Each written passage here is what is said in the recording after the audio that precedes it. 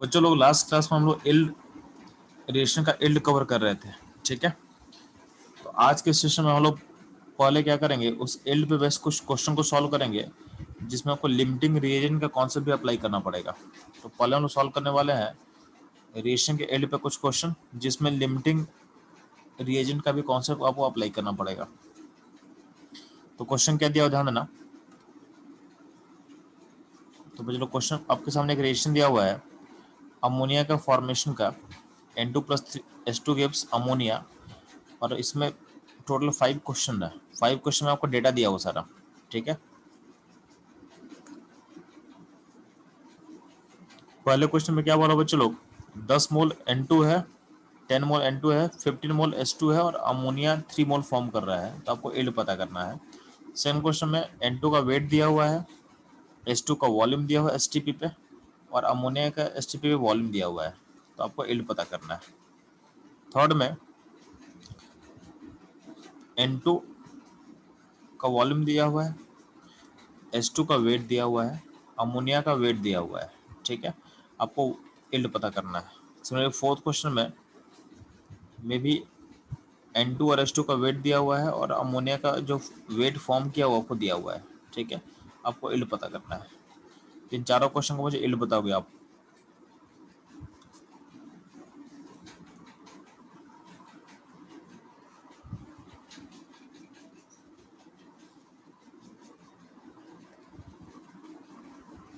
जल्दी से फास्ट।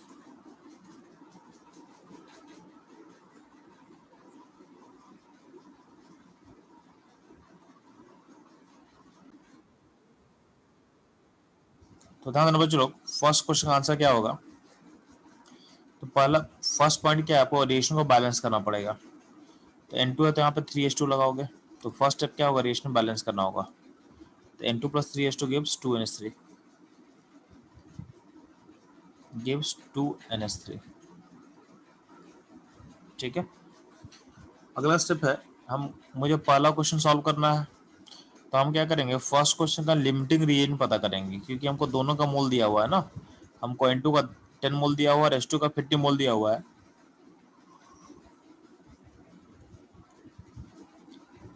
तो हमको पहले लिमिटिंग पता करना होगा। तो लिमिटिंग पता करने का तरीका क्या बताते हैं, इनके बैलेंस इक्वेशन कोएफिशिएंट्स आप डिवाइड कर देना। तो आपको दिख रहा है कि यहाँ पे H2 को डिवाइड करने में 5 आएगा और N2 को डिवाइड करने में 10 आ रहा है। तो आपका इसका मतलब जो हाइड्रोजन होगा वो हो जाएगा लिमिटिंग, ये हो जाएगा लिमिटिंग। यानी जो भी आप कैलकुलेशन करोगे वो हाइड्रोजन के अकॉर्डिंग होगा।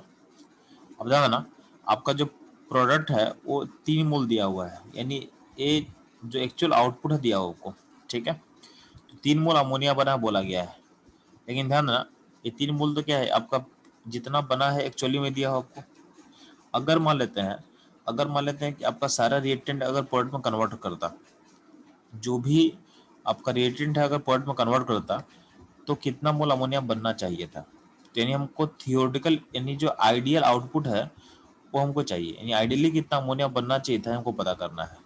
तो आपको लिमिटिंग है, लिमिटिंग कौन है, हाइड्रोजन है। तो ध्यान ना, आप ध्यान अकॉर्डिंग टू बैलेंस इक्वेशन आप क्या बोल सकते हो कि 3 अगर हाइड्रोजन होगा तो अमोनिया 2 बनेगा। तो अगर हाइड्रोजन 1 होगा तो अमोनिया कितना बनेगा, 2/3 बनेगा। तो हाइड्रोजन कितना दिया क्वेश्चन में, 15 दिया हुआ है, 15। तो 15 होगा तो ये कितना बनेगा, तो 2/3 इंटू 15 बनेगा। यानी क्या हो जाएगा, ये हो जाएगा 10। यानी आपका जो अमोनिया है, अगर हम रिएक्टेंट को देखें, अगर हम रिएक्टेंट के अकॉर्डिंग सोचें तो अमोनिया 10 मोल बनना चाहिए था, अमोनिया 10 मोल बनना चाहिए था, ठीक है। तो अगर हम रिएक्टेंट को सोचें और उसको एज्यूम करें कि आपका रिएक्टेंट फुल्ली कंज्यूम हुआ प्रोसेस में, तो चूंकि दोनों दोनों रिएक्टेंट का वैल्यू दिया हुआ है तो हम लिमिटिंग पता करेंगे और हम एज्यूम करेंगे जो लिमिटिंग रिएजेंट है वो प्रोसेस में अगर फुल्ली कंज्यूम होता तो आपका अमोनिया 10 मोल बनता, आपको अमोनिया 10 मोल बनता। यानी आपका जो आइडियली जो आपका प्रोडक्ट है वो 10 मोल बनना चाहिए था, बट रियलिटी में कितना मोल दिया हुआ क्वेश्चन में, 3 मोल दिया हुआ है। तो इल्ड क्या होता है, तो इल्ड होता है प्रैक्टिकली यानी कितना दिया हो क्वेश्चन में और आइडियली कितना बनना चाहिए था। तो 3 जो 3 है क्वेश्चन में दिया हुआ है, और आइडियल बनना चाहिए था 10 इंटू 100, ये हो जाएगा इस पहले का पार्ट का इल्ड हो जाएगा, तो आंसर कितना हो जाएगा, तो आंसर हो जाएगा 30, आंसर हो जाएगा 30%। ठीक है,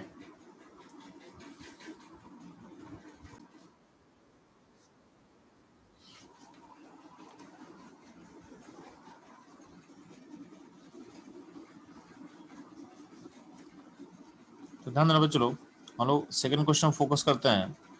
तो क्या करो, पहले सेकंड क्वेश्चन का डेटा को मोल में चेंज करना। ठीक है, और आपका बैलेंस इक्वेशन क्या था जी, तो बैलेंस इक्वेशन होगा N2+3H2 गिव्स 2 अमोनिया। ठीक है, तो पहले मोल में चेंज करते हैं, तो क्या होगा, यहाँ पे मोल हो जाएगा हाफ, और ये मोल हो जाएगा 2, और 140 मतलब ये मोल हो जाएगा 5। तो सारे का मोल निकाल लिए। अब देखो लिम रिएक्टेंट में यानी नाइट्रोजन और हाइड्रोजन में लिमिटिंग कौन है पता कर। तो सेकंड केस में लिमिटिंग पता करेंगे, तो ध्यान देना फिर से आपका हाइड्रोजन होगा लिमिटिंग। तो अगर हाइड्रोजन लिमिटिंग होगा तो आपको पता है कि हाइड्रोजन का 3 मोल होगा, तो आपका अमोनिया 2 मोल बनना चाहिए था। बैलेंस इक्वेशन में क्या दिया हुआ है कि हाइड्रोजन का 3 मोल होगा तो अमोनिया बनना चाहिए था 2 मोल। तो हाइड्रोजन अगर 1 मोल होता तो अमोनिया कितना होता, 2/3 मोल होता। बट क्वेश्चन में हाइड्रोजन कितना लिया गया था, तो हाइड्रोजन लिया गया था 2 मोल। तो आपका अमोनिया कितना बनेगा, तो 2/3 इंटू 2 इतना बनना चाहिए, यानी आपका अमोनिया 4/3 मोल बनना चाहिए। ठीक है, बट क्वेश्चन में दिया कितना हुआ, तो क्वेश्चन में दिया हुआ हाफ, क्वेश्चन में दिया हुआ हाफ। ठीक है, तो आपका इल्ड क्या हो जाएगा, तो आपका परसेंट इल्ड हो जाएगा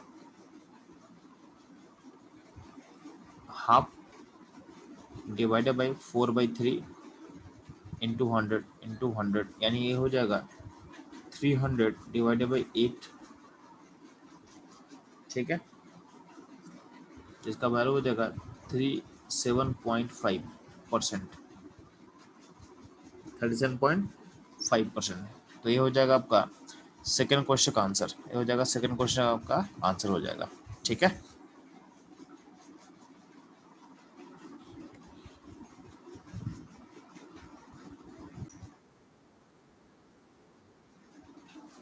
चलो आप लोग सेकंड क्वेश्चन आप लोग समझ में आ चुका है। नेक्स्ट मूव करता हूँ थर्ड क्वेश्चन पे। थर्ड क्वेश्चन फिर से क्या करोगे आप लोग, बैलेंस इक्वेशन क्या है, तो N2+3H2 बैलेंस इक्वेशन होगा, गिव्स 2 अमोनिया। फिर जो भी डेटा उसको मोल में चेंज करें, उसका मोल कितना होगा, 1 होगा। इसका मोल कितना होगा, तो इसका मोल 6 होगा, इसका मोल 1 होगा। ठीक है, अगर हम रिएटेंट पे फोकस करते हैं तो आपका रिएटेंट में लिमिटिंग कौन होगा पता करते हैं।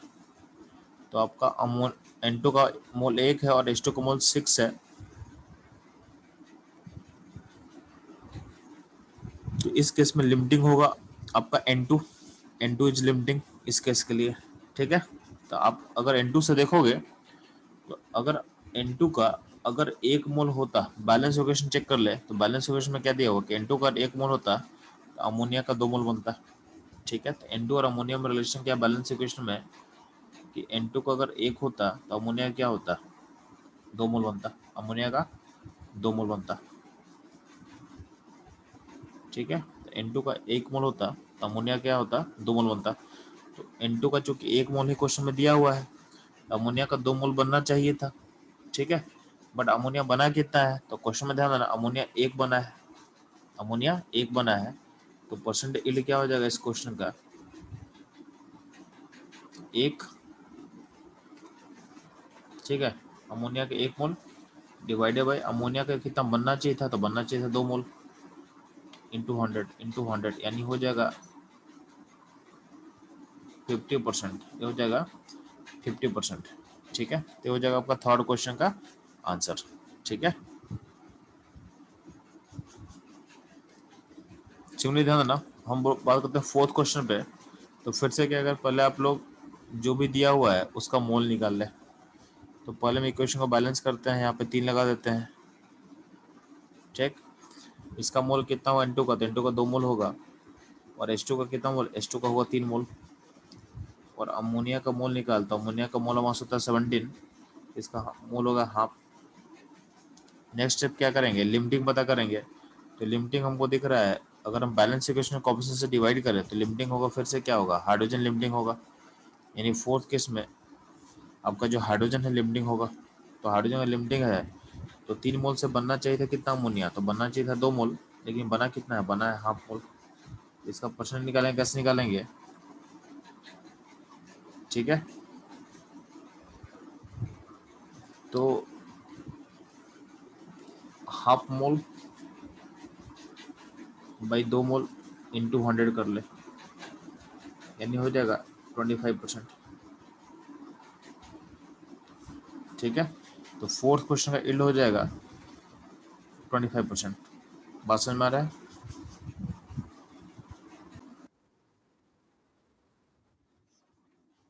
बच्चों लोग यहाँ तक आप लोग सॉल्व कर चुके हो, तो नेक्स्ट क्वेश्चन फिर से आप लोग फाइंड करो इल्ड। इस क्वेश्चन में दिया क्या हुआ है, आपको बोला गया कि एज्यूमिंग सैंपल इज 100% प्योर, आपको इल्ड फाइंड करना है, आपको परसेंट इल्ड फाइंड करना है। तो क्वेश्चन में दिया क्या हुआ है, कैल्शियम कार्बोनेट का आपको 100 ग्राम लिया हुआ है और बोला गया कि CO2 11.2 लीटर है STP पे, ये दिया हुआ क्वेश्चन में। तो बोला इल्ड निकालने के लिए, आपको इल्ड निकालने के लिए बोला गया है, ठीक है। तो बहुत आसान क्वेश्चन है, इसको मैं सॉल्व कर दे रहा हूँ, ध्यान देना। इस टाइप का क्वेश्चन हम लोग कल ऑलरेडी सॉल्व कर चुके हैं। तो इसका मोल कितना होगा, इसका मोल होगा 1। तो इस 1 मोल से आपका यहाँ पे 1 मोल बनना चाहिए था, बट यहाँ बना कितना है, तो बना है हाफ मोल।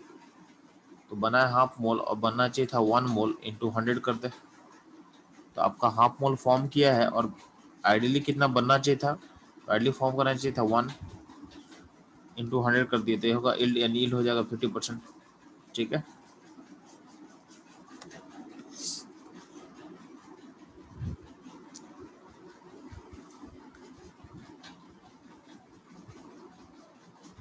ठीक है, बाकी यहाँ पे अब कुछ क्वेश्चन जो आप होमवर्क में सॉल्व कर लोगे, तो आपका होमवर्क क्या रहेगा, तो यहाँ पे ध्यान देना, कैल्शियम कार्बोनेट है और यहाँ पे एक रिएक्शन दिया हुआ है और इसमें 3 केस लिया हुआ है, कि पहले केस में इसका अमाउंट दिया हुआ है और फिर भी कैल्शियम ऑक्साइड का जो ग्राम बना वो बताया आपको, ठीक है। तो ऐसे करके 3 सिचुएशन है, तीनों केस में आपको इल्ड पता करना है, ठीक है। तो ये आपको होमवर्क, इसको आप सॉल्व करोगे। और यहाँ पे क्रिएशन दिया, ध्यान देना, Fe4 को हीट करने से क्या बनता है, Fe2O3 बनता है, SO2 बनता है, SO3 बनता है, ठीक है। तो यहाँ बोला हुआ है फर्स्ट केस कि अगर Fe4 का हम 76 ग्राम लेंगे और Fe2O3 का 40 ग्राम बनेगा, तो आपको इल्ड पता करना है, ठीक है। सिमिलरली FeSO4 का हम 608 ग्राम लेंगे और जो वॉल्यूम ऑफ SO3 है उसका अमाउंट बना है 11.2 लीटर, तो अब इल्ड पता करेंगे, ठीक है। थर्ड क्वेश्चन में FeSO4 का वेट दिया हुआ है और आपको SO2 का नंबर पार्टिकल दिया हुआ है, कितना पार्टिकल फॉर्म कर रहा है, तो आपको इल्ड पता करना है, आपको इल्ड पता करना है, ठीक है। यहाँ पे ध्यान देना, आपको मैं दे दे रहा हूँ, इसका मोलर मास होता है 152 और इसका मोलर मास होता है 160, मोलर मास होगा 160, ठीक है। तो ये डाटा आप यूज करके आप यहाँ 1 2 3 का इल्ड बताएंगे। क्वेश्चन बहुत सिंपल है, इस टाइप का क्वेश्चन हम लोग लास्ट क्लास में सॉल्व कर चुके हैं, तो क्वेश्चन यहाँ पे कोई डिफिकल्ट क्वेश्चन नहीं है, तो फटाफट क्वेश्चन सॉल्व करेंगे आप लोग, ठीक है, जल्दी फास्ट।